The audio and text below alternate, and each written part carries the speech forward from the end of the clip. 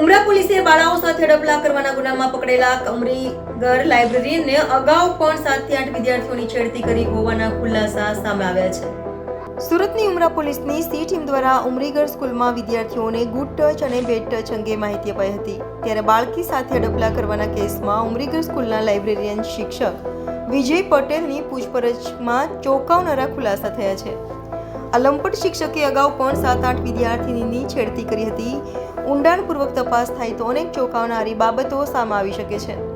આ શિક્ષક 20 વર્ષથી લાઇબ્રેરિયન છે તો વિજય સામે 5મા ધોરણની 2 વિદ્યાર્થીનીની છેડતી કરી હોવાનું ખુદ વિદ્યાર્થીનીઓએ જ પોતાની માતાને કહ્યું હતું.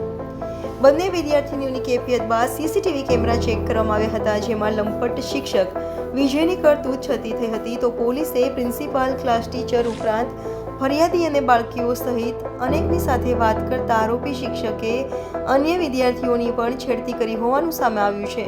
બીજી તરફ કોર્ટે આ શિક્ષકને જેલ હવાલે કરવાનો હુકમ કર્યો છે.